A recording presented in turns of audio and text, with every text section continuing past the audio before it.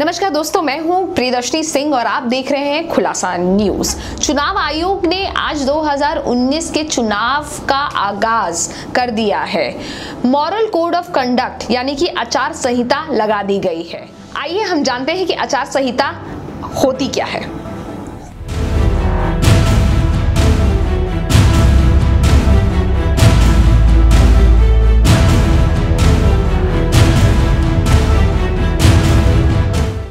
आयोग चुनावों से पहले एक दिशा निर्देश देता है। उस दिशा निर्देश जो होता है वो विभिन्न पार्टियों के लिए, जितनी भी पार्टियां उस चुनाव में सम्मिलित हो रही होती हैं, वो दिशा निर्देश उन सभी पार्टियों के लिए होता है, चाहे वो सरकार में हो या चाहे विपक्ष में हो। ये आचार संहिता जो होती है ये सब पे लागू होती है, यानी कि ये चुनाव आयोग की नजर में सारी की सारी पार्टियां एक मापदंड में आती हैं। कब आई ये आचार संहिता प्रभाव में? अब इसकी इतिहास में जाते हैं कि कैसे ये आचार संहिता हमारे देश में लागू हुई है। 1960 में जब केरल का पहला विधानसभा चुनाव लड़ा गया था, तब हमारे देश में पहली बार आचार संहिता लागू हुई थी।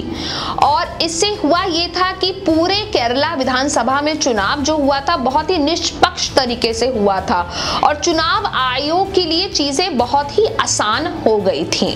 1962 में उसके बाद सारी की सारी पार्टियों ने एकत्रित होकर इसका अपनी तरीके से अनुसरण किया और उन्होंने कहा कि भाई इस किस्म का कोड ऑफ कंडक्ट यानी कि आचार संहिता आम चुनावों में भी होनी चाहिए। और उसके बाद से शुरू हो गया हमारे देश में आचार संहिता लगाने का नियम। अक्टूबर 1989 में उसके बाद इसको पूर्ण तरीके से as a rules and regulation की तरह इसको लागू कर दिया गया और उसके बाद से ये कोड ऑफ कंडक्ट में आ गया, यानी कि इसका नियम का पालन करना ही पड़ेगा।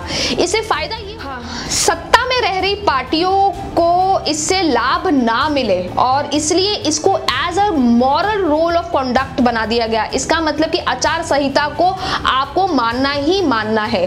उसके बाद आप बहुत सारे नियमों में बंध जाते हैं, चाहे आप विपक्ष में रहें या आप सत्ता में रहें।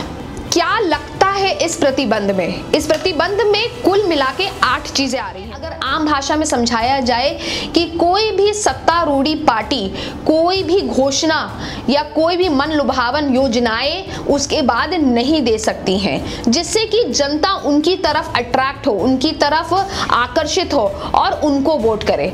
इससे फायदा ये होता है कि चुनाव में हर कोई एक जैसे एक पैमाने में आ जाता है और उसके बाद जनता उसके बाद फैसला करती है कि उसे अपना मत किसको देना चाहिए।